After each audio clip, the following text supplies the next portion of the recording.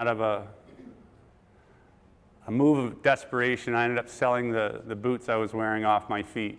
For Joe Roberts, selling his boots to help finance a drug habit was rock bottom. All I could think is, I'm a good kid with a good mom.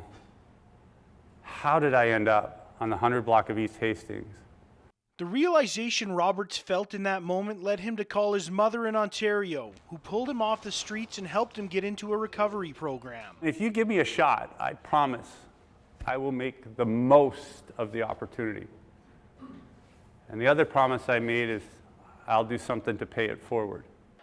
Roberts got that second chance. He took classes at Loyalist College in Ontario, eventually graduating with a 3.94 GPA.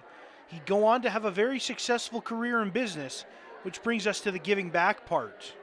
My friend said to me, he said, well, when Canadians want to raise money for things, they run across the country, Joe. It's kind of our thing. And I said, well, I'm not much of a runner. At the time, I was 45 years old and 50 pounds heavier than I am today. So I said, no thanks. And then he said something clever. He says, well, maybe you don't run. He said, maybe you walk. Why don't you push a shopping cart? It's a symbol of chronic homelessness. It's a throw to your story. It's an outcome that you're trying to avoid. Which is how the Push for Change campaign came about.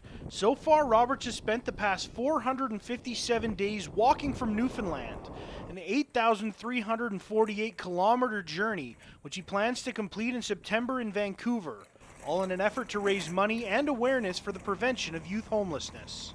We really believe that people that have lived experience, so those with first voices, should be helping to lead the action and help us know what we need to do to prevent other youth from experiencing homelessness.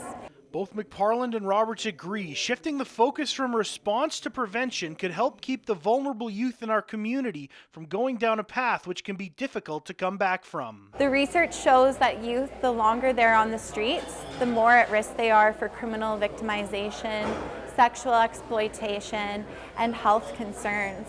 By investing in youth early on, we'll be able to see a reduction in homelessness for years to come.